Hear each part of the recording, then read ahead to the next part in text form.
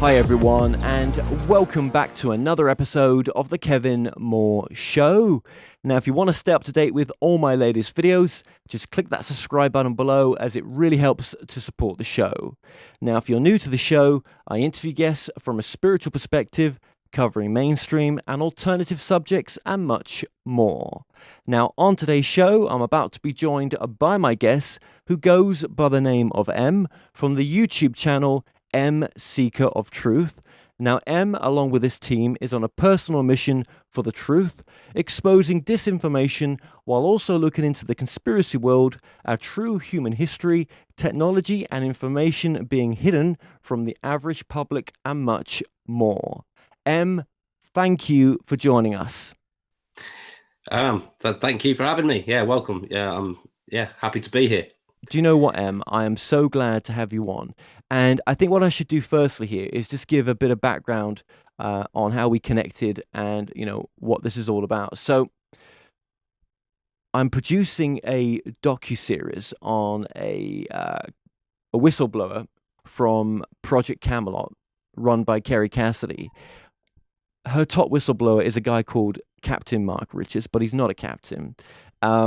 He's supposedly framed for the murder of his good friend Richard Baldwin, and this docuseries is more of a docuseries on discernment. So it's going to look at the murder. So it's like true crime meets the secret space program, because Mark's saying that he was incarcerated for these past 38 years, along with his crime partner in a separate prison in California, for something that he did not do.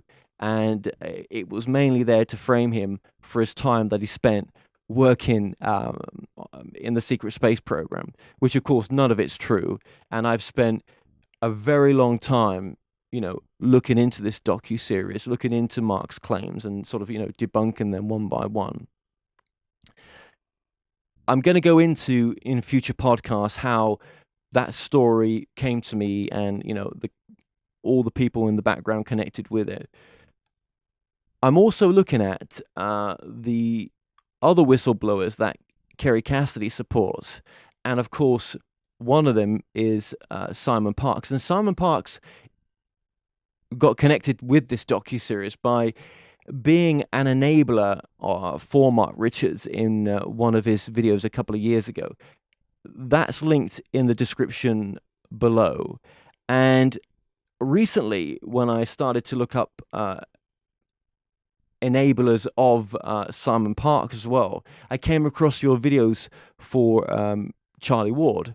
So I just, you're going to be part of the docuseries.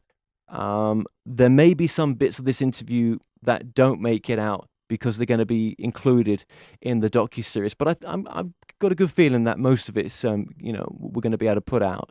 And this will be split up into two parts. So this first part right now is going to be concentrated on, your background, your journey, and Charlie Ward. The second interview that's going to get released will be mainly focused on Simon Parkes, and that's going to get really, really interesting. So I wanted to introduce you to my audience to begin with, and your work on Charlie Ward, and who he is and some of the claims that he's made. We could be here forever and a day with the sort of in-depth research that you've done on Charlie Ward. So I just want to say firstly, thank you to your team and to yourself for some of the great content that you've done on Charlie Ward as well. Oh, thank you. Yeah, no, I appreciate it, especially coming from yourself. I've seen some of your work. I've seen that you've got a big following, and so when you contacted me and I've looked into what you do, I thought, I'd like to speak to this guy. Now you've been telling me about this project you're doing.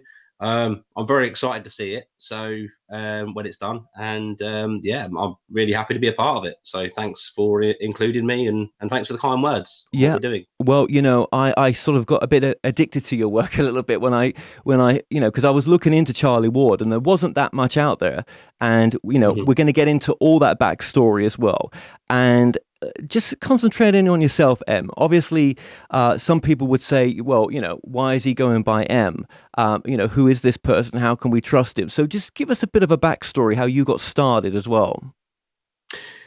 Right. Well, how I got started was, I'd kind of always wanted to. I mean, I've been researching for many years, sort of alternate history, conspiracy theory, all sorts. It's the sort of thing that really fascinates me and excites me. And come 2020, I was even thinking about perhaps making a YouTube channel on these sort of subjects, which I love to talk about.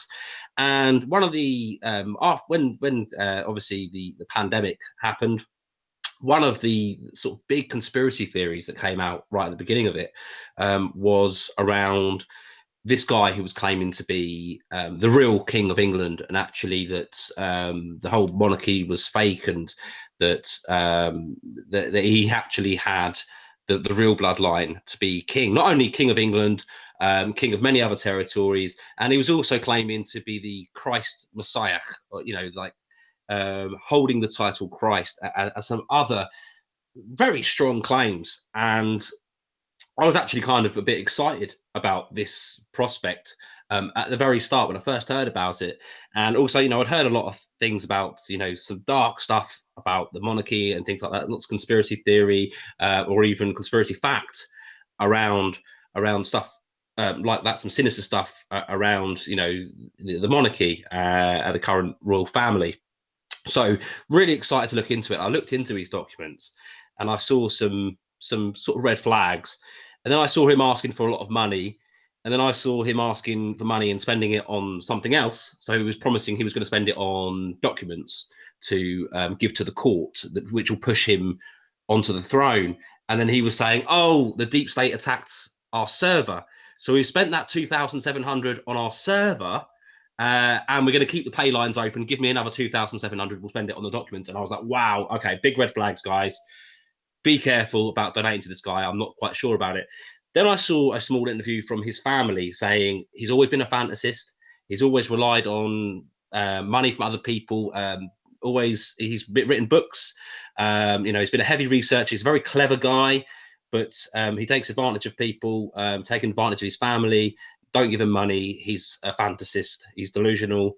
I think he believes his own lies, etc., etc. So I managed to get in contact with his family, and they were happy to do an interview with me, and that's where it all started. That's when my channel started. I put out a video about that.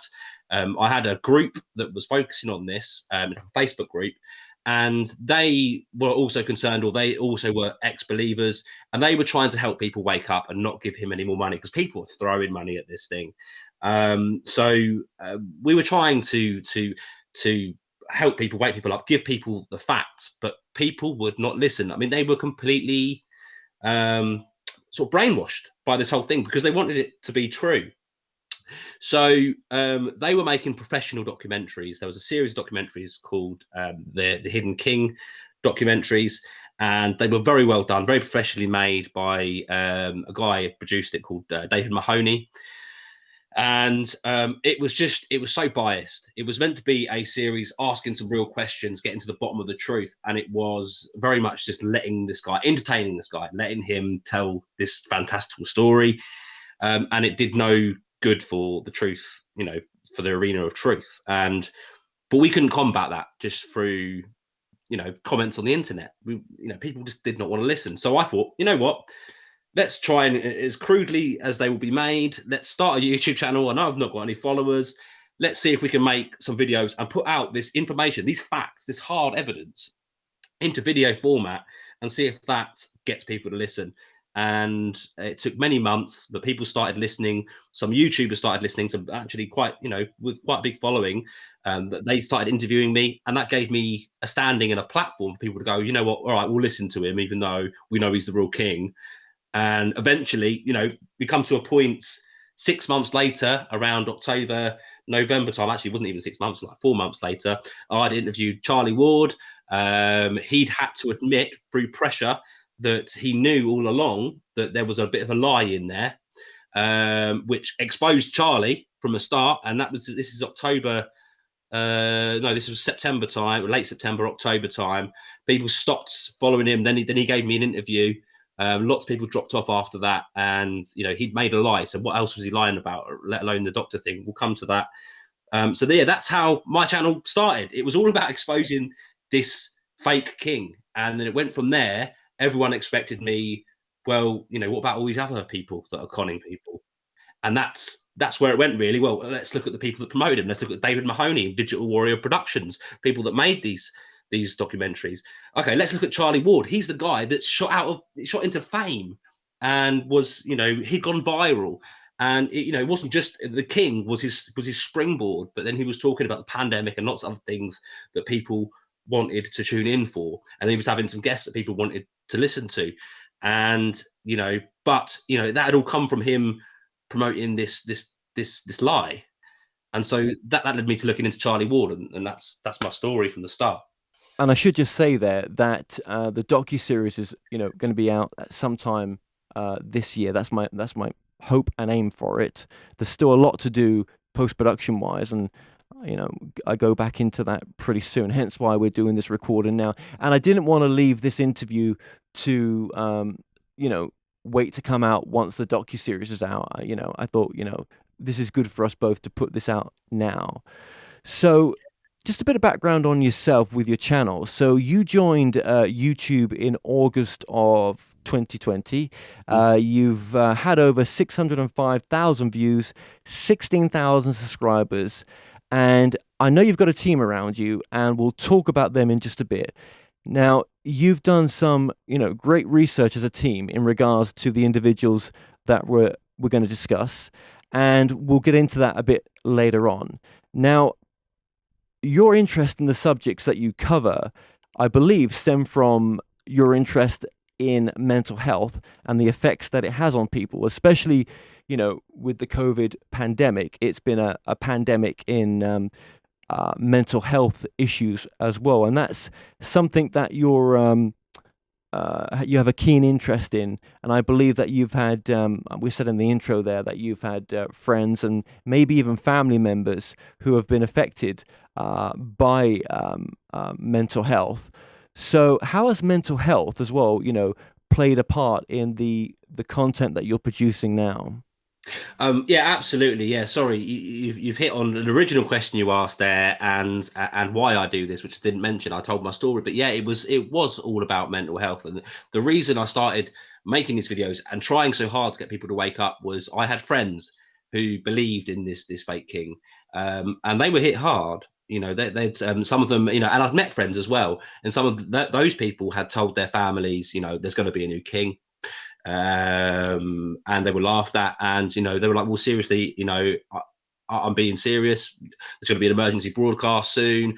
I'm going to have not the last laugh, but listen to me. And they soon come to realize it was all a con, and the impact that had on their mental health, especially at a time, as you've explained, which is not only what you've said, but the loneliness involved, the anxiety around what's happening, what's real, what's not, what are we being lied to about, and they want people out there to be knowing the truth and be able to report on the truth, and some people put their hopes and dreams in, especially very confident,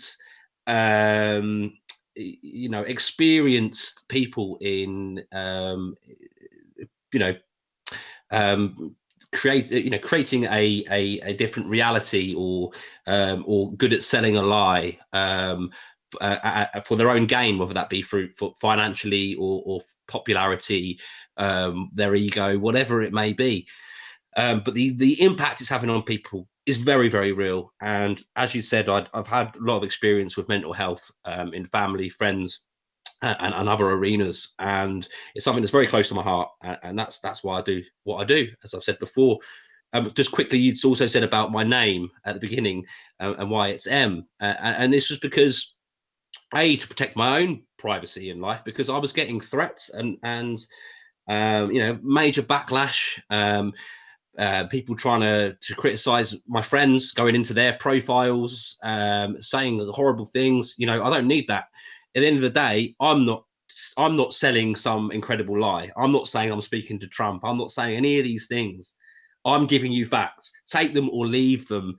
You don't need to attack me personally. And so I decided to leave my name out of it from the beginning, which turns out was months later was a very very wise choice, especially with some of the videos I've put out, because now not only through fans have I received threats, but I've also received threats from these influencers themselves, personal threats, threats from Charlie Ward himself, veiled threats, saying that that he, thinking about coming round to my house, or encouraging people to dox me, my address, my real name, to come and find me, teach me the fear of God, send lawyers round to my house, all through just stating some facts, telling the truth, showing back clips of these people talking and say, well, this didn't happen. All of that will and so it was a wise choice. That must take a bit of a toll on you as well. Oh yeah. Yeah, and I know that this type of content. Yeah, well, actually, what other type of content will you be putting out in the future, do you think? Well, as I said at the start, I didn't get into YouTubing to be a debunker of shills, to be an exposer of con men. It's not what I necessarily enjoy doing. Now, after the whole King thing, and especially after the 30 Reasons I Don't Trust Charlie Ward video, um, people have put me into that box. Probably a lot of my subscribers are only here to see me expose people, and it's not. It's not what I'm here for. Although I will continue to do so, and whenever I see BS, I will call BS. Um, However, like I said, my real interest was, alternate history, conspiracy theory. I've seen UFOs in the past. I want to talk about them or my experiences with that. It's not as if I believe everything these people are saying doesn't happen. Like Simon Parks, for example, saying he was abducted. I believe people get abducted. Do I believe he's having sex with cat aliens 4 times a year? Different, different kettle of fish. Although I'm not sure that maybe some stuff like that happens, but being with his background and his story and other things, so many red flags with that story. I don't believe it. At least 100%, I don't believe it. So yeah, I want to report on things. Some controversial things that I've learned, that I've seen, that I've learned about, especially when it comes to ancient history and ancient architecture. There's so much out there we do not understand how it was built like that in the time frame it was built. You've only got, even the pyramids is probably the most famous example. There's still so much we don't know, or we don't know in mainstream science and archaeology, about how exactly that was, how that feat was managed. But when you look into some of the um, some other stuff everywhere, all around the world, and how these things are being copied as well. The pyramids, you find them all around the world. There's actually thousands of them. There's hundreds in China. There's loads in South America, North America, everywhere. Europe, in fact, there's Australia. There's pyramids all around the world, and how that's possible, is another question. It's just one thing from that. So yeah, that lots of things, big scope of things that I'm interested in, that I want to report on in the future. So, just sticking with the mental health angle, because obviously that's near and dear to your heart when it comes to this work, and the money as well that people invest. People have invested money into these people that we're going to talk about, into people like Simon and Charlie, when absolutely, none of their information has ever come true. And I guess some people have spent money that they didn't have neither. And there's also the sort of long-term effects on people when it comes to their mental health as well. Absolutely. I remember back probably about August time last year, so nearly a year ago, when this fake king scenario was at its most popular. I mean, well over 100,000 people, possibly the multiple hundreds of thousands of people believing this at its peak, and many of them giving money. And I remember seeing on his Facebook Lots of comments that just made me sick to the stomach about how they were giving money and whatnot, and just felt so sorry for them. But there was this one comment. The guy said that he's supporting his family because of the pandemic. He'd lost his job and he was really struggling. But he was sending this message as a kind of encouragement to others. But I know that you're real, and we managed to give you our last £100 from our last month's paycheck. So other people can do this, and I'm thinking he's got a family, he's lost his job, and he's thinking this king's going to come and save us all. Please, people, give him money. I gave him my last £100. That's probably taking food off of his table, his kid, for his kids, his family. And I just thought that one got me. But I've seen loads of them like that. But that one I will always remember as being this is too much. People are really being hurt by this, and they don't even realize it, and they won't realize it for a little while. I mean, that person probably looks back now and be like, why did I give him that money? But it's too late then. It's a year later, and he's probably been impacted by that. He probably still kicks himself today. He may never forget that. Yes. I think as well, when people see that, when they hear as well that, I've got this from my intelligence source, or, whatever whistleblower has told me this, but there's never no evidence, is there, that these people show? And where's people's discernment, do you think, in that, where, okay, I'm fine with what you're telling me. Is it because they've got a big platform, do you think? Yeah, I think there's definitely a cult aspect in these followings, isn't there? So many people have said to me, why should I listen to you? You've only got 4,000 subscribers odd, or whether it was in the past. Charlie has 13 million followers. You've only got 10,000 followers. Why would I listen to you? Who are you? You're a nobody. I like Charlie. I don't like your attitude. I'm sorry if I've got a bit of an attitude, but at the end of the day, what I'm dealing with is very serious. And sometimes it's hard to come across all sunshine and rainbows when you're trying to tell people they're being conned by con men. Very, it's a difficult topic to broach. And that's why I'm sure you might touch on it a bit later. That's why I've moved into the kind of almost a comical aspect in some of my videos when I look back on what they've been doing. And I make a joke out of it because it's like, you've got to laugh, really, because and people have thanked me for that aspect of the exposure as well, because they've gone, you know what, I felt terrible, but then you made me laugh about it, and I thought, you know what, you've just got to laugh, haven't you? And move on, and then try and help others. So sorry, where was I going with this? Well, it's almost like I was saying, the bigger the lie, the cult, and the bigger the lie, the more believable, that it is. The more followers they have, like I say, many people have said, who are you? And, eventually I've got more and more followers. It's still quite a small following, but, it's grown quite a lot in a short pace of time. And, I always said to them, is that it's really sad, is that your barometer of truth, how popular someone is? Because it's very worrying when you come to these times where, it's like the mainstream media. It's just like saying, well, I believe the BBC, they're on the TV, to saying, well, I believe this big YouTuber because they've got this many followers and you haven't got hardly any. And, I'll say, well, what about the evidence I've given? Well, who cares what evidence you've given?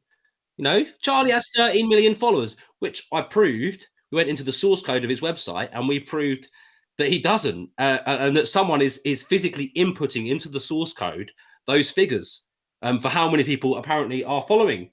He only has like 50,000 signed up to his don't quote me on that, signed up to his insiders club. He only gets like so many thousand views, still quite a lot, but so many thousand views of his videos. He only gets minimal comments. I mean, like I get 10 times more comments on my videos, and that's for the videos that have not had their comments disabled. He only gets so many comments, and he only has so many followers here, there, Gab, Telegram, and that, and it does not equate to 13 million in any stretch of anyone's imagination. So people should look at that and go, you know what? He hasn't got 13 million followers. 100,000, 200,000, maybe. 13 million, come on. Yeah, I know. I had a look at the website today, and I love it where the little, followers just spin up to the millions and stuff. And you know what? It sat on when I did 30 Reasons. It sat on 10 million, and 17. You know the significance of the number 17. 10 million and 17 for 2 weeks. No joke. 2 whole weeks. We watched it. We watched it. Didn't budge. 10 million and 17. Obviously, they're having a crisis. The whoever is running the websites hadn't logged in 2 weeks and changed that counter physically. But to leave it on 10 million and 17, it was just, that's a joke. They're laughing at you in your face. It's Absolutely. And when you look at someone like Charlie Ward and the audience that he's built up, and I think it was Cold Beer Confessions, one of the team members for Griftbusters, which we're going to talk about in just a bit, who used the words, he sees his audience as a cash cow to sell back, to his platform. And there's a lot of big platforms and media platforms, even myself, that that sells back sponsorship sometime. A lot of the bigger ones nowadays, bigger platforms, they're now selling IP, intellectual property, where they're making their own products back to their audience. But when it comes to Charlie's products, I think it's safe to say that they're not just, it's not about them being overpriced or you can get them cheaper elsewhere. It's also, they're not really of service. absolutely. If you go onto his site or watch any of his videos, there's always something being sold or being promoted.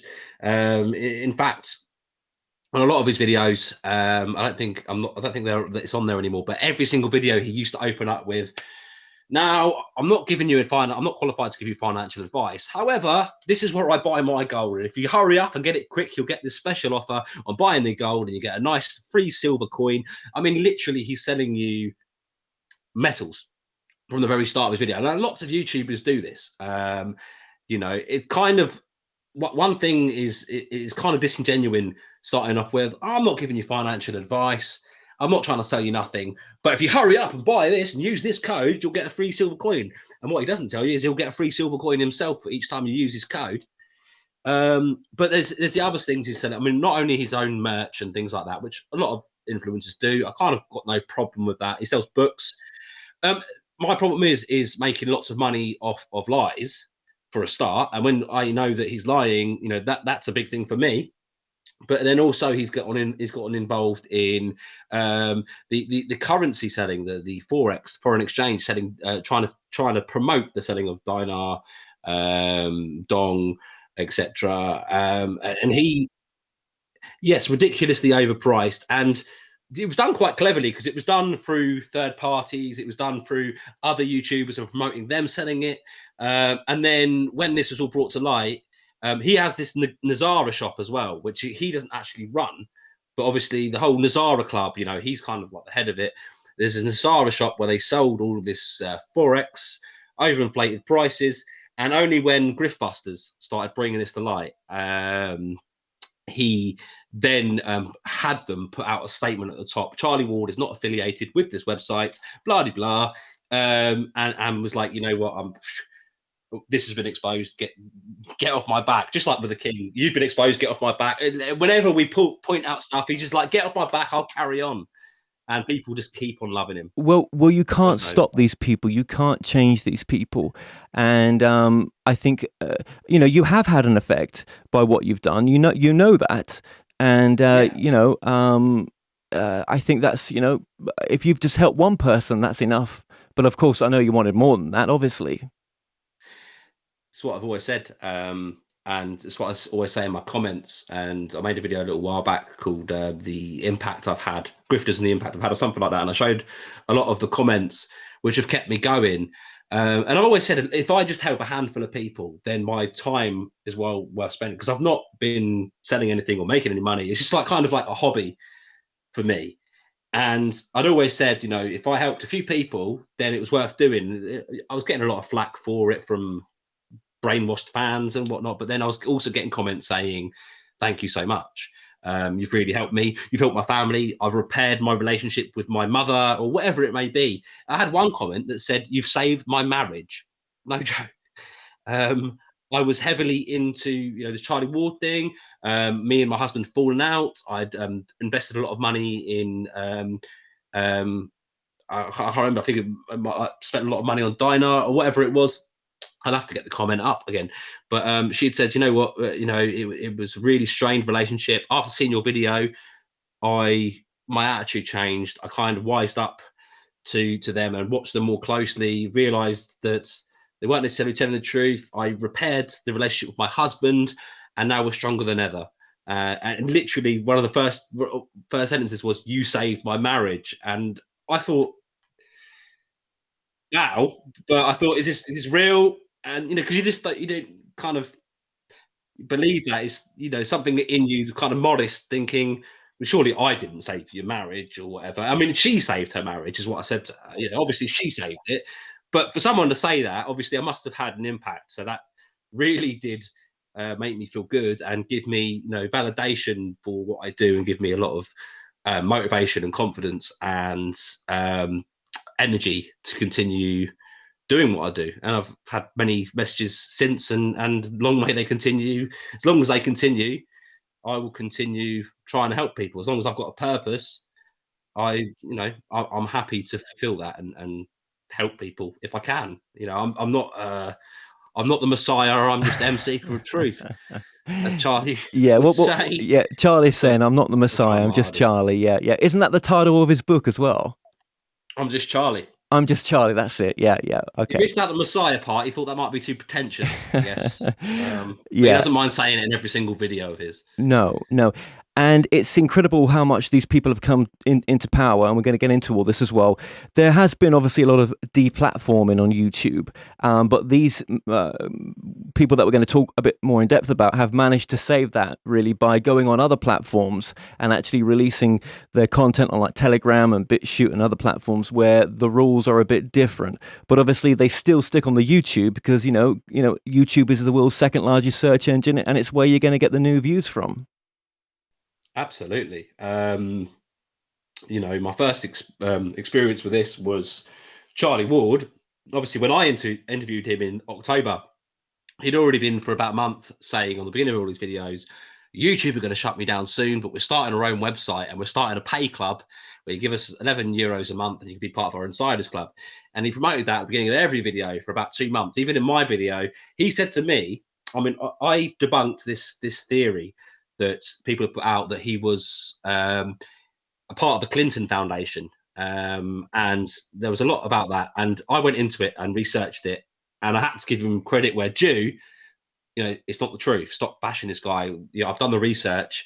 It was a post that someone had tagged him in, and tagged him in the Clinton Foundation, blah, blah, blah, whatever. All this evidence, you can see it on my page, or 30 Reasons, I think. Oh, no, my interview with Charlie Ward. But because I'd done that, I'd reached out to him and just said, look, I've done this.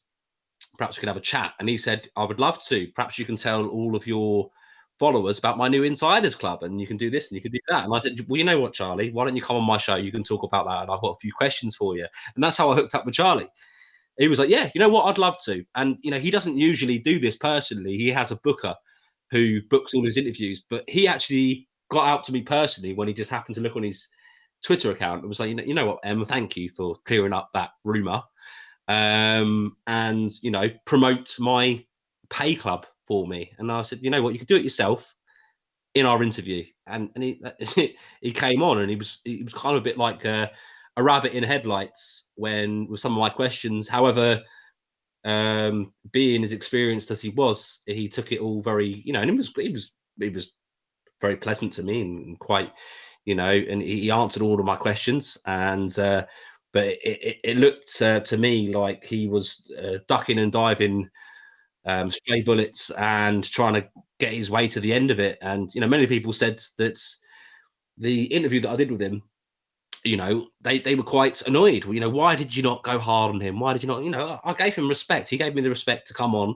I asked him some difficult questions. I did it in a very polite manner. I accepted him graciously, and then I went back a few months later and made a 30 Reasons video where I showed you all the stuff you missed when you thought, well, Em's being too polite, but you didn't look at what I was asking and the answers he was given, and you didn't think about them. So I then presented them in a way where you had to see them for what they were and think about them. And those two videos, I will put the links in the description below. Actually, I will link every video in the description below that we mentioned during this interview. So I think one thing the Mark Richards documentary did for me was it definitely made me remember or re-remember that word discernment. And I've been trying to apply that in more of my more recent interviews. So why do I do what I do? I'm doing the Mark Richards docuseries, which is, based on facts and discernment. And yet, I do a lot of spiritual content. And some people will say, a lot of woo content.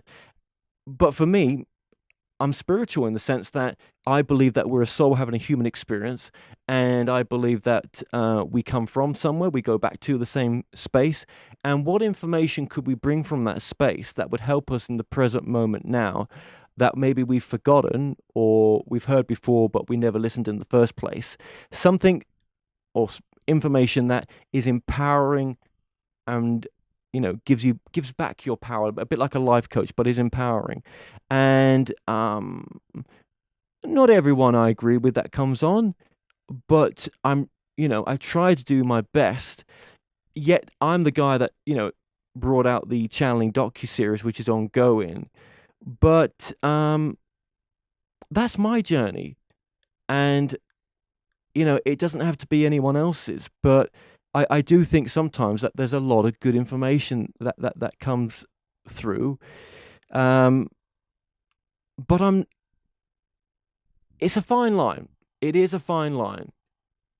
But I would not want to ignore that spiritual side. Do you know that? I wouldn't want to not include that. I think if I was to say, well, it's just all woo, then it would almost feel like, well, I'm cutting something off. I'm purposefully not willing or wanting to look at the other option. But again, it's all got to be in balance. But it is something that I think about a lot. Yeah, absolutely. I like what you're saying there. It is all about encouraging people to think for themselves, or even to think, because a lot of these people who are watching this sort of content of the people that we're talking about and whatnot, they will believe the thinking for themselves, and they very much are. It's almost like kind of they're on one stage of an awakening, and it's kind of like you want to make sure that they're not looking at their new stage of awakening through blinkers, because actually there's a lot more to consider. Actually, are these people giving you so many juicy half-truths that you're ignoring the lies that they've embellished it with? And that's the situation I think that the truth movement is in now. It's probably always been in, but now more than ever, many people have sprung up, especially because of the financial the potential financial opportunity through being involved in such matters. Many people have stepped up to try and make a name for themselves, and in doing so, a lot of them probably have no intel whatsoever. They may watch a lot of people cherry pick what they want to, put it all into a story, make up their own stuff too, put it all together. And I think that's actually probably the bulk of the truth community today is made up of such people. And the waters are so murky and muddy now. It's almost like, if there are people out there that don't want the truths, certain truths, to come out. And there is definitely some psyops going on where there's a lot of mud poured into these waters, so we can't see clearly anymore. We know that we found out that there's certain things here and there which we were lied to. But then it's very clever because it's been flooded with so much disinformation that it's hard even for some of the most who think they're most awakened of souls to see through those waters. And I'd like to think that I'm trying to clear even small pockets of those waters. Even if I can clear a small pocket of the water so we can see a bit clearly through that little gap, I can't do it all. Even a crew of us couldn't do it all. Really, what needs to happen is everyone needs to gain that sense of uh, that sense of, you know, let's critically analyze, let's sensically think about this, let's use our discernment, again, this word that you used.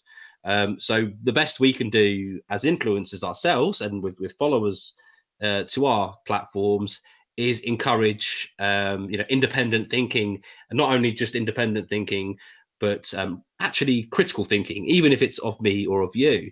To When I watch your videos Yeah, back, I know your heart's in the right place. And I wish that more media creators in this field would come from that space as well. I mean, if all your marbles are there and you're purposely putting out disinformation, then I think with a large platform, when you know better, you should try to do better. And none of us are perfect. But I think also mental health, which we've discussed earlier, you know, plays a massive part in this, in the sense of, you know, it could be the hosts that's suffering from mental health issues, covert mental health issues, where all on the front it looks fantastic, but inside there's something very different going on. I think as well with myself having put a lot of different people with abilities on. Yes, of course I would have had people on that. Looking back, yeah, they could have been suffering from mental health, which would also corrupt the information or distort the information is probably the right word that they bring through as well. And I think you know you need to be able to use your intuition. I think as well, charging for a service, I get a lot of feedback from people sometimes on that, and I think, you know what, we're all adult.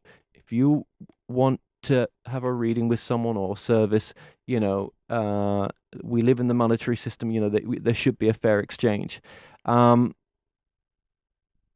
I think as well, when some information comes through that's so far-fetched and so out of shared reality, then you know, one has to question that as well and address that.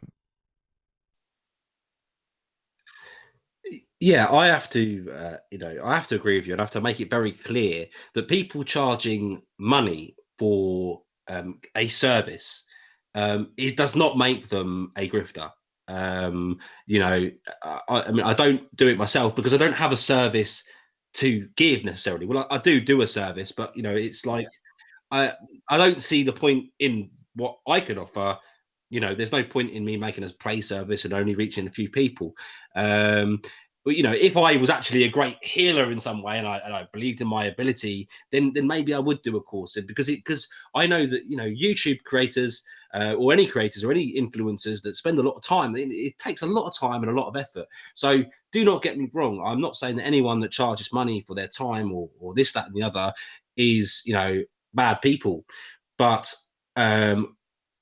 what we can do is say, when we can see that these people are not telling the truth, or even if, like you say, information can't be verified, where it seems extremely fishy, and then just tell people that, give them fair warning, and then it's up to them to make the fair decision. You say about where is that line? I'd say that there's a line where you can make the difference between perhaps promoting them or leaving them alone, to maybe having a social responsibility to actually saying, guys, stop giving this guy money. He's not really a king. I've got all this information. You know, I can prove he's not a king. I've got his family talking to me. I've got his friends, high school friends. Can prove that he's in a cult. All this stuff. Then it comes for me a social responsibility and a personal, spiritual responsibility for me to do everything that I can to put the information that I found out there to help people to stop giving these people money. Give them to someone that can actually do something for you, give you a service, because this guy is conning you out of Right. money. No, So, totally agreed. Absolutely. And it's funny the circle that you've sort of gone into a little bit, because, you know, there's some big names out there like, you know, Corey Good and some others that, you know, a lot of people have well, you could say debunked, or, you know, have well, Corey right now is suing. He's being countersued as well, and there's this whole other side of this truth awakening community, which you've touched on as well, which never really gets too much mention. And it's funny to see how much this side has raised in power and influence, really, compared to the others recently.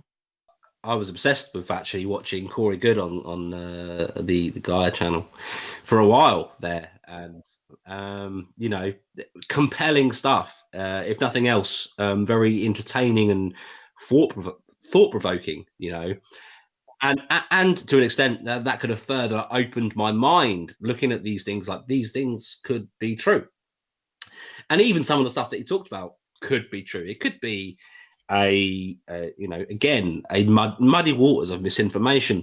What I have come to the conclusion of is that, you know, that he wasn't being completely honest, as well as lots of other people around him, and I don't believe he was. His story is as he says it was. Yeah, so I think you're maybe referring to the interview I did with Jordan Sather. I was very pleased to do one with him, and hoping to, well, he's saying that we're going to hook up soon, talk about UFOs and some other things, because he said, well, let's get on and talk about grifters again. I was like, oh, I don't want to talk about grifters anymore. Can we talk about UFOs? He was like, I'd love to, mate. So Well, just going to Jordan Sather, I don't know the guy, and but I know obviously he was involved with the Corey Good team back in the day, and I'd be doing the wrong thing by saying that I wasn't aware that there were uh, alleged rumors that, you know, he may have been involved in the doxing of people. But again, it's just what I heard. I know obviously Jordan's involved in the Q movement, and again, not that I know anything about the Q movement much. I've just stayed away from it. But I wonder, you know, what is your take on the Q movement? I mean, he is, but you know what sets him aside for me is he's more of a critical thinker around the whole subject. Obviously, he's very much involved, sort of with the kind of the Q um, sort of the society around that, I suppose. But you know, he has links to lots of prominent people, that were even involved. He has been been named in a certain amount of Q drops, whatnot, and he was a person that introduced me to the whole Q thing in the first place when I watched him on Above Majestic movie, which was a Corey Good, David Wilcox movie. However, for me, I'm not on that train. Again, I will just say use a lot of discernment in that. Doesn't mean I don't keep my fingers on the pulse to what's happening in that community. That what sets him aside from the others is that, for me, from what I've seen, and I am always open to being sent information. What you said to me, I'd not heard about doxing or whatnot. I do not. Would never agree with anyone that's doing that sort of work. That's alleged stuff, but no, that's not something. No one should be put in those situations. That's not cool. But yeah, as far as I can see from Jordan, yeah, before he had met me, he was already calling out people that were potentially muddying the waters, potentially going to discredit the Q movement, and because he's still on that train.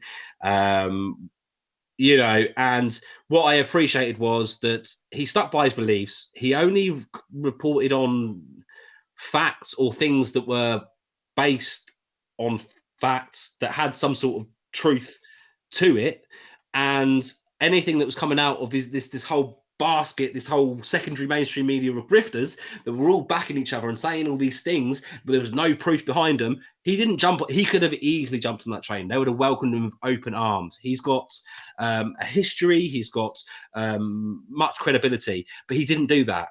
And that, for me, gave me so much respect. And then when he actually, this was after the first Griftbusters episode. I don't know if that influenced him, but he did watch those before he had these. So I don't know. I can't say that influenced him, but when I contacted him after he first basically went in and just asked some real questions, which got a lot of backs up in this popular community of conmen, I would say. I contacted him and he was happy to receive my messages, which, he's quite a busy man. And, he said he'd watched my 30 Reasons and he'd watched Griftbusters. He loved Griftbusters and he wanted to come on to Griftbusters, which he still said when I last spoke to him. He said, yeah, let's do a Griftbusters. I said, can we do something else? Because I want to, it'd be cool because you've been talking about UFO disclosure recently. Can we do a bit about that? And you can come on Griftbusters as well. But Yeah, well, like I said, I don't know much about Jordan. I know, obviously, he was involved in the Corrie group back in the day. He's done videos, which I've got to see some bits of these videos where he talks about his experience with Corrie and other members of that team. And I know people in this field that that have made some of those allegations that I said with the docs and stuff. But I would like to interview him one day. I think he would make a very interesting interview. I'd love to, look into how he got into where he is now, and because I know obviously he's been deplatformed. He's been, I mean, he's been on a journey for sure. But I think you touch on some of this stuff in your interview with him, so we'll link that in the description below as well. So I want to now move to your show, which is Griftbusters, which is yourself and your team that do this show. I mean, it's a great show, and I know that it took a while to get it into production. And yeah, you can tell, you guys just, it's really fun to watch. And your team members include Justice, the Veritas Machine, Cold Beer Confessions, and they've all got their own individual platforms. There was another team member that I saw, Darren, and he was connected to the Glenn Ward interview, Charlie Ward's son, which we're going to get into. So Darren's not directly involved in Griftbusters, but Darren's a friend of mine, someone that's been on in my group's channels, and someone that's also obviously good friends. Well, has become friends with Charlie Ward's son Glenn, and hooked me up with that interview. Let's say after doing his own interview. But yeah, no, he's not in the Griftbusters, no. But he's a fan and right. I got you. Yeah. Because some people may see some of the videos we're talking about, and Darren will be part of those videos as well. But Griftbusters, I think you guys together. What I like about your energy as well, and the rest of your team as well, is you're very respectful. You're very gentle. Because some people in this field of looking at others, it can get very, very nasty. And you guys from day one, never went in that direction. It's nice to see, intelligent people doing it from that respectful place as well, because I think that's important. We try to give as much respect as we can. Some people would say the opposite to what you've just said, that we're actually quite disrespectful. And I think at times we maybe teeter on the edge of both, but we are really respectful in terms of, the reason we're doing it is for a good thing. It's to help people. If we're wrong, we're wrong. And, if I'm ever wrong, I'll hold my hands up. But I will report on what I know, what we find. And the others will report. And we're all different as well. So you can't box us all in the same thing because we've all got different beliefs.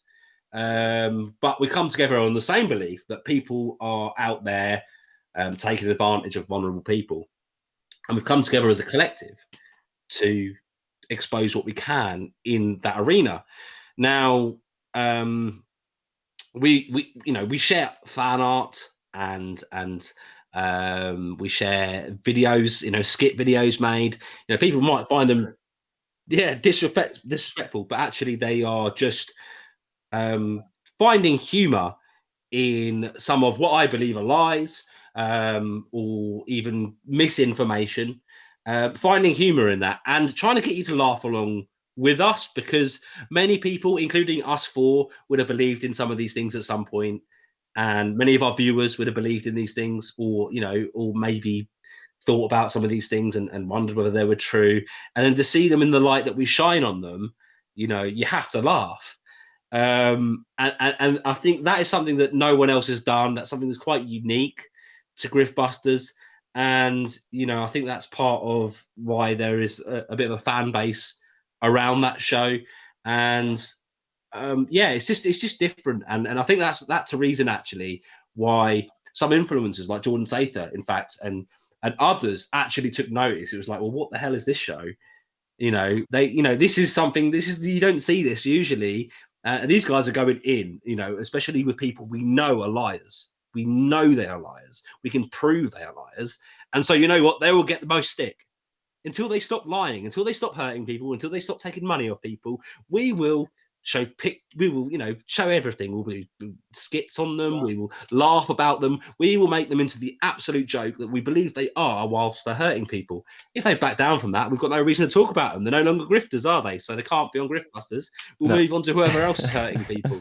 And it's simple as that. Yeah. Now I know the shows come out when you've actually got something to talk about. So it's and we'll list the shows below as well. Actually, didn't you get the theme tune license as well? You actually put time into putting the whole show together. Actually.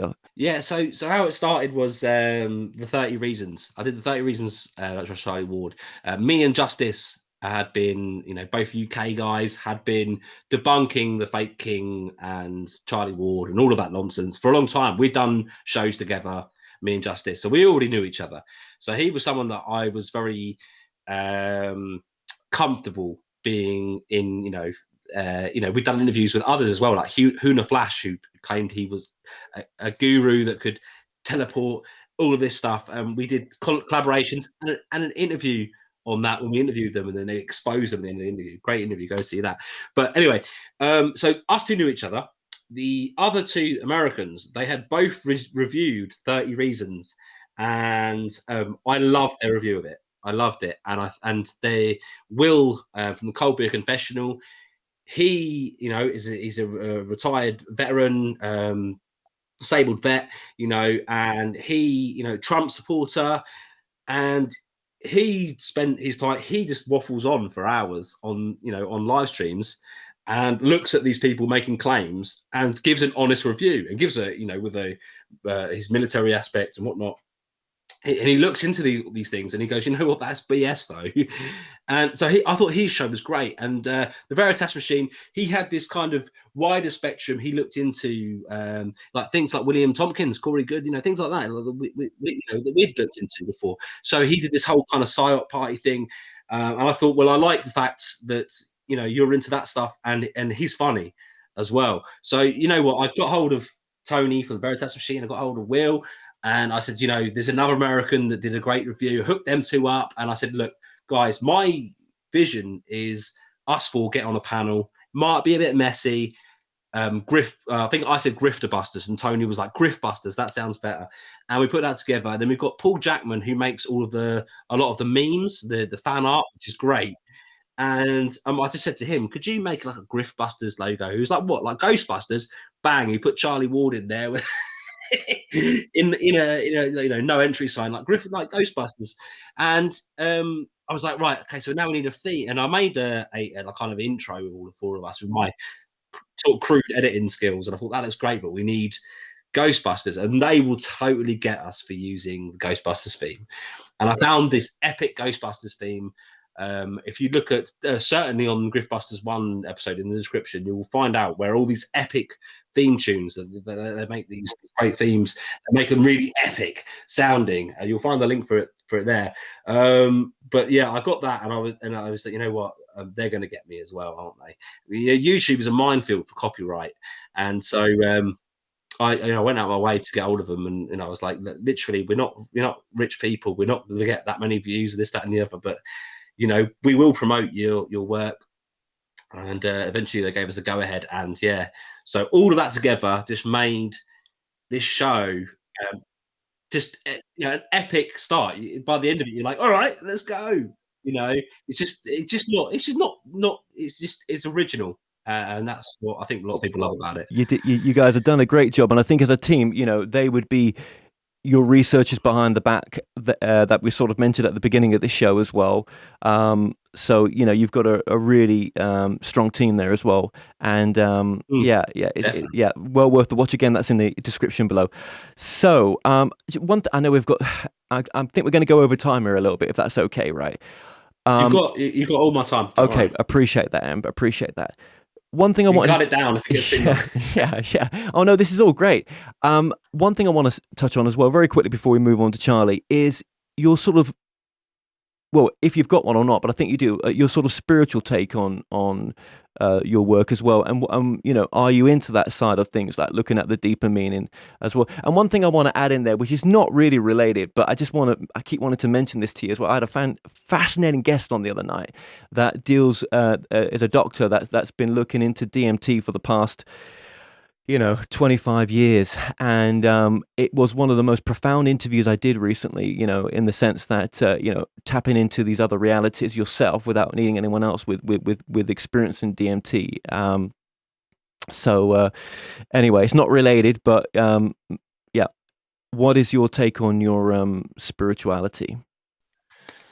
We'll start with the easier question, which was maybe the DMT side of things. I've never done it myself, but I've read a lot of, or I've heard a lot of from people that I know about their experiences with it, and I've read a lot about how amazing that was, and like it was unlocking many things for them, and it was like an experience that can't be missed. I'm not sure whether I ever will, but it sounds extremely intriguing. What I have done in my past, I won't, I've no problem admitting, I have had quite a few experiences in trying mushrooms, and I don't know if that's meant to have some sort of relatable effect, where you have a connection to everything around you, and you feel everything's at one. And I can verify that, and I'm not going to necessarily say everyone go out and start eating mushrooms, but it was something that I do not regret doing, and definitely changed my outlook on life. And I think that's the same for many people that have experienced what I experienced. Now, just pre-warning to anyone listening to me and thinking, "Oh, what a great idea! Let's go and do them." I have had bad experience with them too, but many of the experiences I had were, especially a couple of them, were actually life changing. But yeah, DMT I heard is a whole different, like, yeah, I've heard some stories that makes me kind of want to experience that myself. I don't know if Yeah. I would be It's very too short-lived. scared to. Yeah, it's very short-lived, the experiences.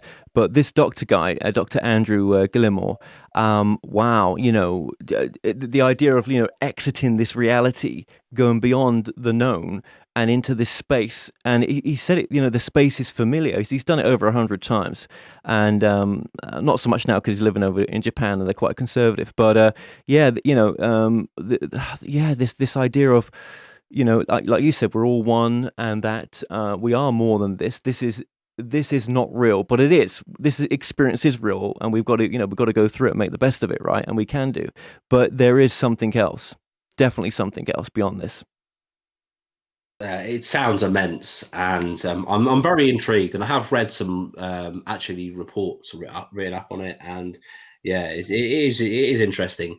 But yeah, that's why I said about my experiences. By the way, which when I was very young with the mushrooms, because there's one thing that I took from that was how I could feel energy flowing through my body and flowing into the trees around me. Like, and how everything was connected, and how we were kind of like, all of us, like me and you, like we're all connected and it's all one. And it's kind of sounds, like I'm tripping now telling you about it, but it literally changed my outlook on life, which was the most important thing.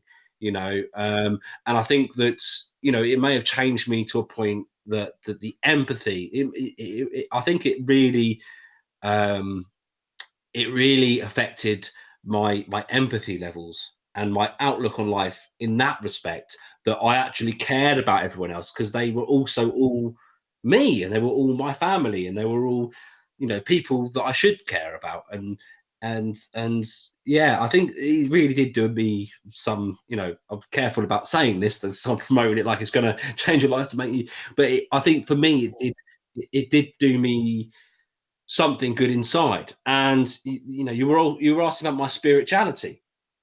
I'm not a particularly um it's, that's not the way to say it. I won't say I'm not a particularly spiritual person. Now, I'm very fascinated in the origins of religion, and I look into things going back to the whole story of Sumeria and the Anunnaki, and how all of these religions, they all have similar or the same stories. It's all intertwined, and I believe that mainstream religions today are all misinterpretations, miscalculations, misrepresentations of an original kind of story. So that is my belief.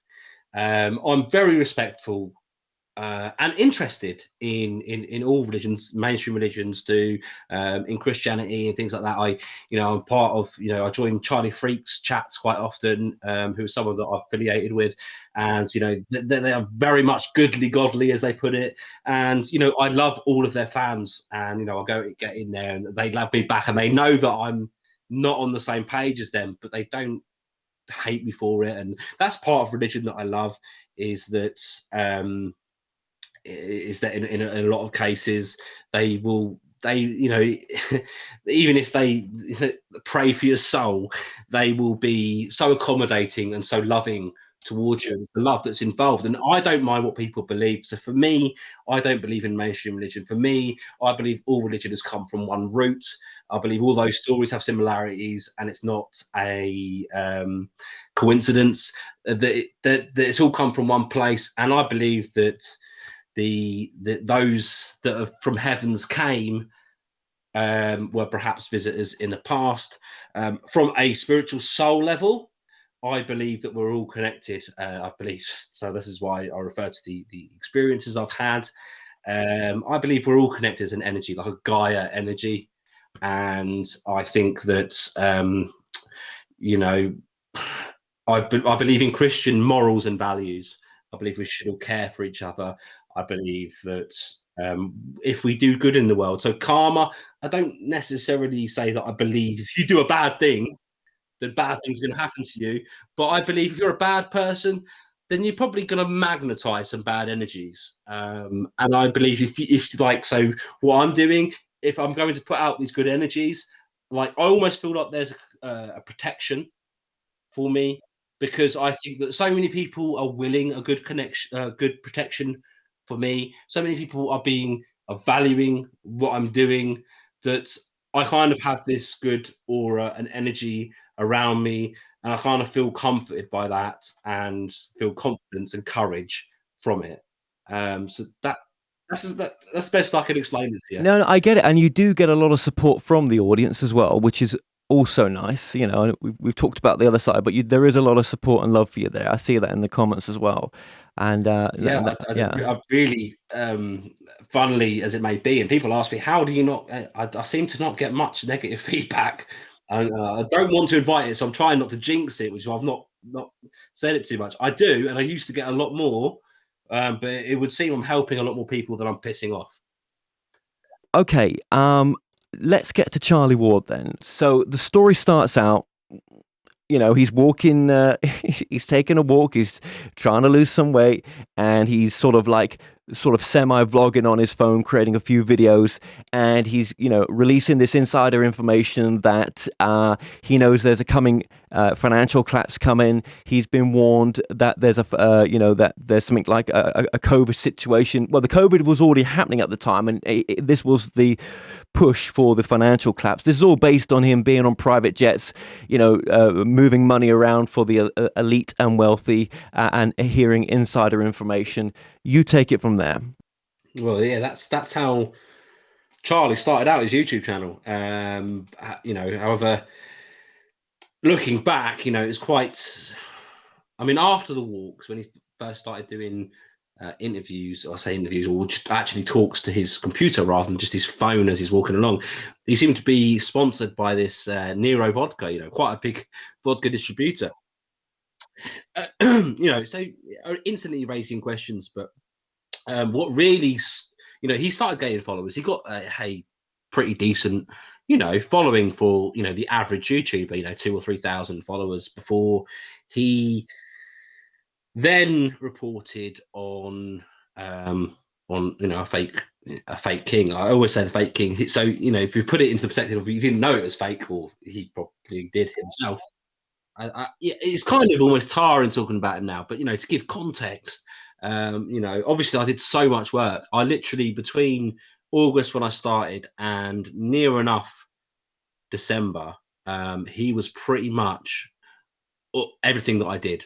So August, September, October, November, December, and bear in mind I was working on it from a couple of months before that. So over half a year, I literally spent all my time making sure people knew that he was lying to you.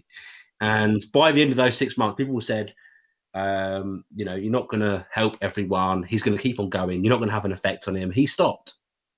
And it wasn't just me. It was other people too. Justice, especially, worth mentioning here. But other people too. So Charlie Ward was good friends with Jack Kidd. I don't want to get too much into it. You can go and see 30 reasons why I don't trust Charlie Ward. But he was good friends with Jack Kidd and David Mahoney, two notable people. Jack Kidd was the person that introduced this fake king to Charlie Ward. He said, this guy, he claims he's the King of England. You need to check him out. Now, Jack Kidd is actually quite a famous guy, and his sister was famous. Jodie Kidd was a model, and I'm sure you know about her, Kevin. And he was also related to the royal family. He was also a friend of the Rothschilds. He was also, his other sister, Gemma Kidd, had a business, a beauty and makeup business, which the director was Ghislaine Maxwell. These guys were really, really connected, and Charlie Ward knew all about that, was in with that. They were friends. Jack got this, which is really fishy, being related to the rules and all this stuff, got this fake king on to Charlie Ward's show, and the three of them interviewed him. And, Charlie Ward said, the real King of England in that. And, God bless King John III, which was Greg Hallett's moniker, king name, whatever. Because as a king, you choose a different name, don't you? You choose a kingly name. You don't necessarily go by your actual name, which is usually the case. And for Greg, it was King John III. And I'll just add this as well, that he's basing this, and I should say, on no evidence that Anne Boleyn escaped execution. He's a descendant, and he's got a letter from Queen Victoria with a cutout of a white rabbit. And there's just nothing, though, to back up anything he says. Cutouts of this white rabbit on this Victoria letter, and they were trying to relate that to follow the white rabbit, and to Q. There's a Q drop saying about following the white rabbit, even though it was a cutout, so it wasn't a white rabbit, it was a air rabbit, whatever you want to say. So this letter to Queen Victoria was not addressed to him, of course. It was addressed to a guy. So I want to try and keep this short and sweet, because we could open up another hour or two conversation here, but it was addressed to a guy called Francisco Manuel. And so the Anne Boleyn story you told, so this was another major red flag. He had two stories. One story was that he's a direct descendant of Anne Boleyn. Now, Anne Boleyn apparently wasn't beheaded. It was faked. And she then had a child who then had a child who was Sir Walter Raleigh, right? Now, first of all, this doesn't make sense, because even if she was an actual queen, she couldn't carry on that bloodline, because it had to be, yeah. So, that whole, the rules of the monarchy does not make sense there. But anyway, she says that he had a son who was Walter Raleigh, and he made up his ancestry. He's made up this whole story that goes down to him, even including some famous people, like famous pirates and all sorts, right? So it turns out that I went through his ancestry with his family tree and everything, and proved that it was all a lie. So that story didn't make sense. But the story that was, so this is the story, that was a story that eventually Charlie Ward had to admit wasn't true. They'd made that story up because it was originally the king was meant to be a guy called Francisco Manuel. Now, he had written books with Francisco Manuel, talking about how Francisco Manuel had a claim to the throne. That is because his father was the son of Queen Victoria, and was the legitimate heir, which was Marcus Manuel, right? According to the story. And he was exiled to Spain and became the king of Spain and this, that, and the other. But apparently they had the actual claim to the throne after Victoria. So Greg Hallett went ahead and made books about his story, about how Francisco Manuel was meant to be king, but they fell out.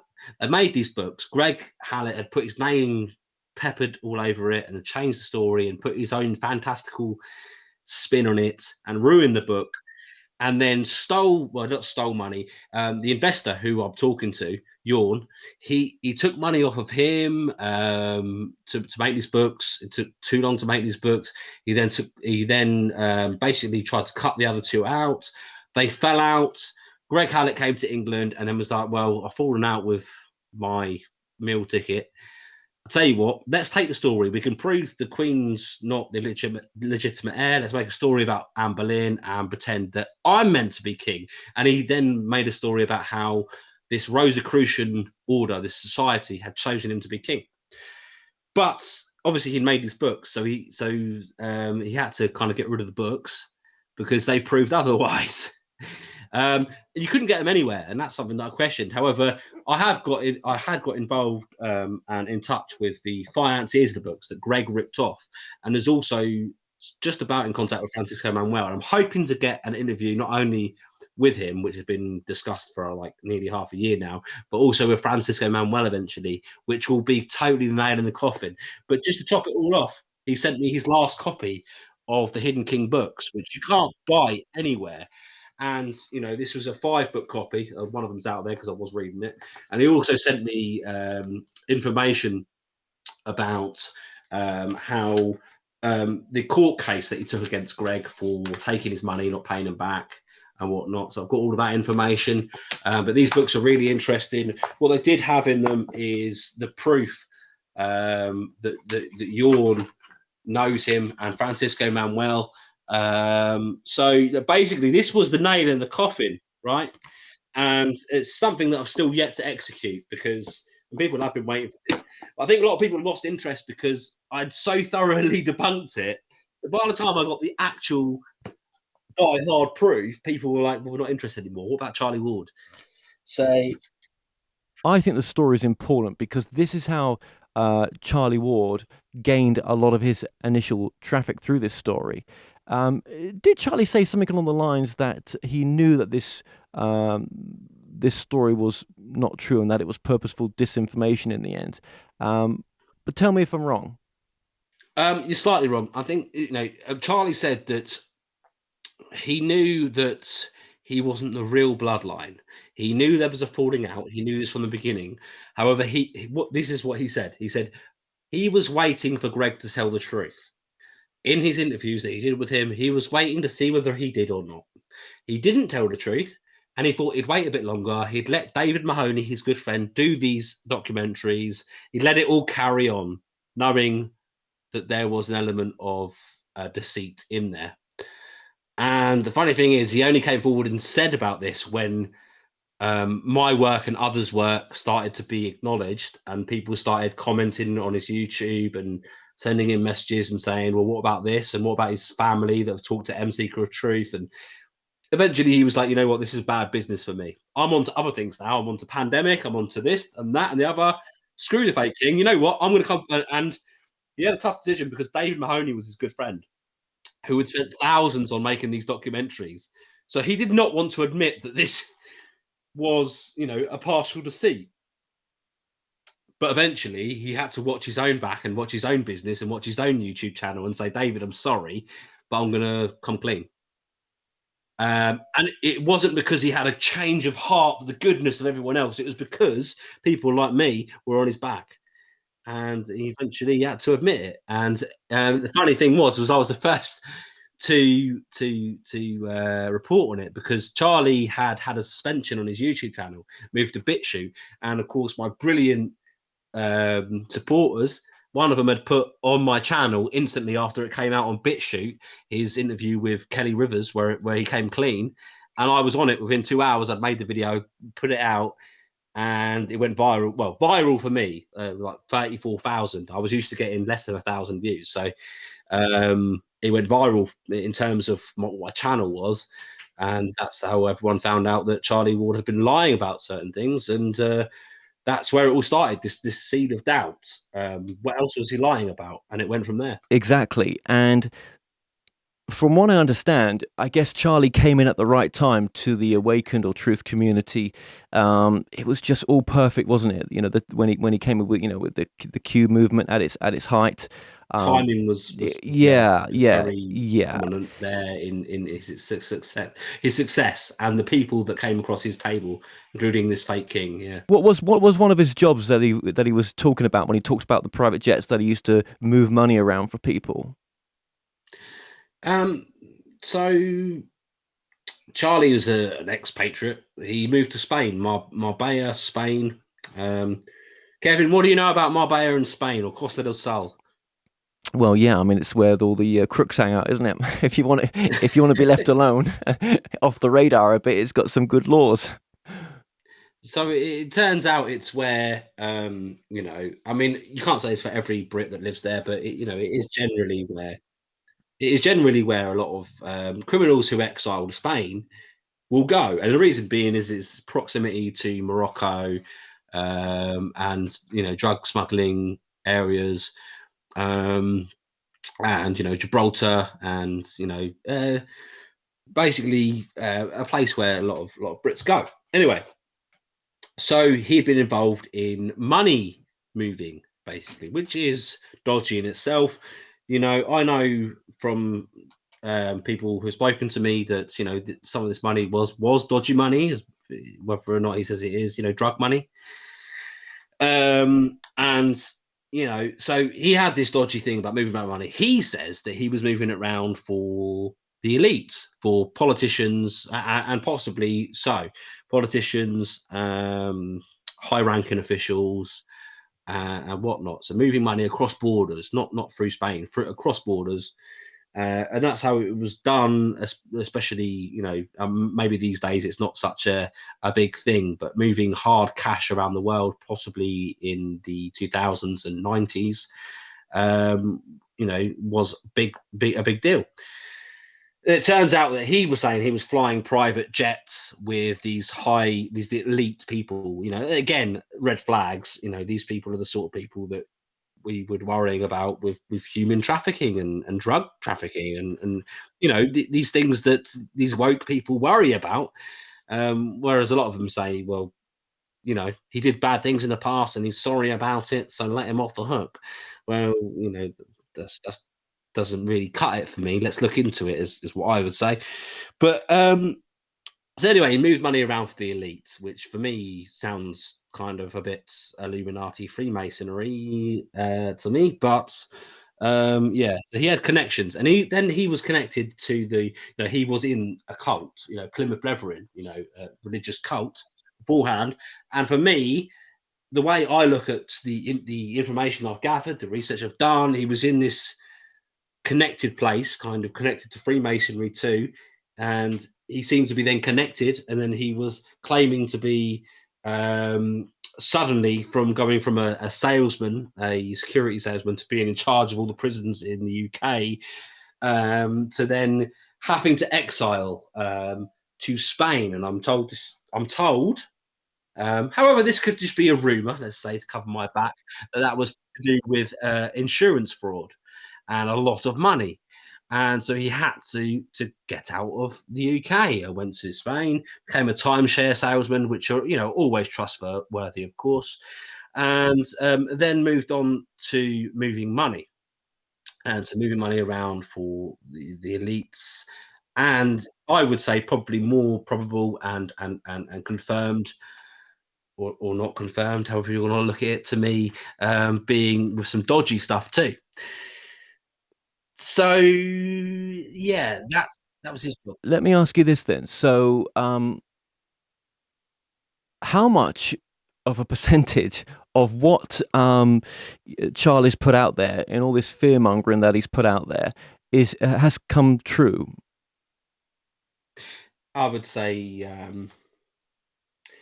at at the very most, and this would be extremely generous, 10%, and that would be down to things that he's told people that have come from either other influencers or through actual kind of things that you could find yourselves from the government, you know.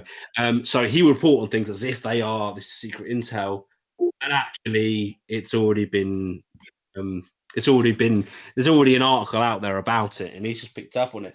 But yeah, really, 10% would be generous. I would say it was probably less, but yeah, I'm trying to be generous here. You know, he talks about that he's got a direct connection to Trump, which is, again, out of shared reality. It's just absolutely crazy for anyone to even think that could be a possibility. I don't know why people would even believe that, right? And, you know, he's even, you know, they're so invested in Trump still, aren't they? Trump coming back into politics, which, you know, I can't see it being a reality, but you never know, right? But this whole connection to Trump, and, you know, Trump sending him, cufflinks, and you know, with zero zero evidence, which I think you found those cufflinks were available on eBay, like a lot of his products. I found them, and available from the White House before he was out of office. And yeah, his connection to Trump, he's people that are close to him that do videos with him have said actually he's been accepted as commander in chief. But he's then denied that. But of course he has, because everyone's making fun of him for it. But he's not. I wish he said it himself, because. But then again, you know, I said 10%. Probably was too generous. Maybe it's less than 5%. But if you think about that, that means that every word out of his mouth, 9 out of 10 of them are disgenuine. Well, just look how much I mean? fear mongering comes from that group. I remember I'm here in America watching live TV as the Capitol riots are taking place, and Americans were scared, man. You know, it was such a crazy time, and to think what this group was promoting at the time, and when zero of it came true, and you know, they talk about their intel sources, which no one ever knows who they are. But you know, you speak to anyone, you know, in higher authority, they will say that, you know, intel sources don't speak, and anyone that's in the intel uh, uh, departments, you know, they've signed secrecy acts. They are not allowed to break them, and we know the ramifications when they do break them. So. Well, one of the worst things that he'd said was one of the worst lies that he'd said was that he'd received the videotape of the inauguration 12 hours before Oh it God, happened. yes. Oh my God. And yeah, and it turns out, so for a start, everyone was like, well, okay, why haven't you shared that with us then? You've received this bombshell evidence that you've been like, yeah, I've received it, I've viewed it, and I can confirm that I saw it well before it happened. Okay, well, show us before it happened then. Why didn't you not jump on and go, oh my God, this is groundbreaking, upload, look at this, this is about to happen? Like, even if it was like half an hour before it happened, to prove it was beforehand. None of that. After the inauguration, he said, oh, I received it beforehand, I did, it's all a lie. And we're thinking, well, you know, why didn't you do anything before that? Why don't you show us an email with a timestamp on it? Why don't you do anything? And the whole thing about Anyway, Biden being a clone as well. yeah, the whole thing with Biden, but after this inauguration video, like literally about 24 hours later, after he had literally been, you know, so many questions asked, well, why didn't you do this? Well, what's going on here? Maybe it was the next day. He then did another interview. Actually, I think it was a couple of days later. I did another interview and said, we've since found out that I was duped. Yeah, I was sent the video of Vice President Biden's inauguration during the Obama administration. So, I mean, being the voice that he is, you would think you would look into that for a start. But not only that, it seems like he lied. He knew he was lying and then had to make an excuse to me. But yeah, the whole Biden is a clone thing as well. You know, many people have said that. Many people will probably criticize us for knocking that. I've seen some of the pictures. It looks kind of a bit odd. To be honest, it looks just like he's had plastic surgery. Obviously, Charlie's got a lot of people around him. He had a lot more supportive staff, I think, if I call it that, around him, and some have sort of dropped off over time through disagreements and all sorts of other problems, right? Even with it, some of the content you've been putting out, I'm sure people close to him, you've been interviewing, and they've been watching your stuff, and it's changed their viewpoint. That's true. The 30 Reasons actually asked a lot of questions of him, and some of the people who were doing consistent interviews with him decided not to anymore, or decided to ask questions, and then they got sort of booted out of this circle just for asking questions. I mean, Kirsten W, who I've done an interview with, was one of the Charlie's Angels. This group of ladies that were consistently doing interviews with him, and she had seen 30 Reasons and decided to ask questions. She sent a email to one YouTuber, and he had then she'd also sent it to RDS, Robert David Steele, who was a big promoter of Charlie Ward, and she got a massive backlash. She got a massive backlash from her fans as well. So I have to give her some props. Regardless of what content she put out and what ever she had said was going to happen, I was just interested with that interview, with what she had to say, really, regarding the subject. So yeah, lots of people, lots of prominent people had seen. I think even Lin Wood had seen the 30 Reasons, and he had promoted Charlie, Lin Wood. And he got a lot of backlash after 30 Reasons, saying, well, look at this. There's some questionable stuff. And literally due to my video, he then had to put out another statement saying, I have heard that Charlie Ward is controversial. Now, Charlie was desperate for this interview with Lin Wood, which he was close to getting. And so, I would say that potentially, because of that video, that he was sidelined, blocked, not blocked, but that didn't happen because of the questions that I'd raised. Now, this is just because of his own words that I had put out there and then questioned. I'd not. And even with Lin Wood, you wouldn't expect, if someone had made a horrible video about him, saying bad things, he would not be the sort of person to, go, oh, well, this is a hate video. I'm gonna, take attention to this because of disagreeing with what he says. Obviously, he'd reviewed it or had listened to people that he trusted in, and gone, you know what, I won't deal with that. It sounds like there's some controversy, is what he said in his official statement about Charlie. And so I think that enraged Charlie, because he was waiting for that interview for a long time. Yes, and this was probably at the point where Charlie was putting the threats out to you that him and some other people were going to be coming around to your house. They knew who you were. They were putting information out that God, what did they say about you? Was it MI5 related?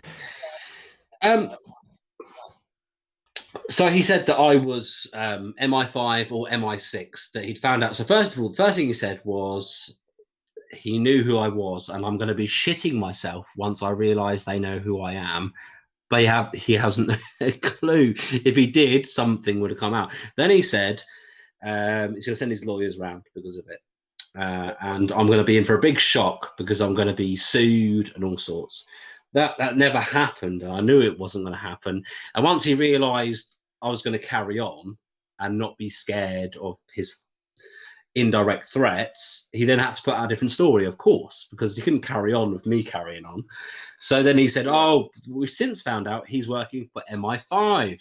And so there's no point in me taking this to the courts because they're all in the same bed. So he's going to get away with it. So there's no point in me doing that. Of course, Charlie. And then, yeah, so he moved on to saying, we know who he is. We've got all the paper trail to prove that he was paid by, British intelligence. So I made a video immediately afterwards. I think it was on Griftbusters. I showed his threats. I showed his claims. That I've got all the. He said I've got all the paperwork. We know that all four of them. He said actually, including the other Griftbusters, that they're all involved with British intelligence, this, that, and the other. Yeah. And so I just said, go on, show this paper trail. Go on. And I said, because it's not there, because it's fabricated. And what happened? Nothing happened. He stopped talking about me because because he hoped people would listen to him saying that and be like, oh yeah, well, M-Seeker is obviously, intelligence agency. Let's and not everyone did. People were like, yeah, all right then. Go on then, Charlie, show us the proof. Nothing happened. His good friend Claire Hocking Oakle was the person that he was referring to. Now, she claims that she'd found out who I was through quantum technology. Now, this apparently, can find out who people are and where they are and what's going on. And she'd found out that my name was Paul. It's not, and that I worked for MI5, and that this whole thing about. And I just asked for proof, and again, nothing. They just hoped people would listen to them, and then they could move on, and no one would question it. Of course, I carried on, and he kind of realised that after saying he sent the lawyers round, and said, "There's no point in sending the lawyers round. He's in my 5." Then he said he's going to send the boys round, and he said hopefully someone will dox him, so someone will reveal who he is, and we can come round and maybe because we found out where he lives, which he hadn't. We will go to his address and we will threaten him with my friends, which is, I've recorded all of, and I've got all the evidence for, even if he did find out who I was and come to my address, if he didn't get a baseball bat round his own face, or, which I'm not saying that I would, but, if he didn't get some sort of comeuppance, obviously, certainly I would involve the police to people harassing me. But what he did do was then give his real motive, which was, well, maybe someone will go around there. Maybe someone will go around there. Maybe someone will put the fear of God into them. He was literally reaching out to his fans to find me and hurt me. These were indirect threats, which I've got all recorded, which I've shown in my shows. When that didn't come to fruition, simply he moved on and did not speak of me again. But he mentioned me in, I think it was eight of his broadcasts. And he mentioned how he was going to send someone round, or someone will go round his house, and someone will reveal who he is, and someone will go and hurt him. And these are all indirect threats, and these are all something that I could bring to the police, and maybe I have. Who knows? So I think we've done as much as we can right now on Charlie Ward. I would say to anyone, please check out M's videos on Charlie Ward. He goes into so much detail, him and his team do. They're really, really good. So they're all in the description below. We're going to switch lanes now and go to part 2, where we're going to be touching upon Glenn Ward, Charlie Ward's son, but mainly focusing on Simon Parkes. And I'm telling you, it's going to get really interesting. So I just want to say thank you for watching part 1.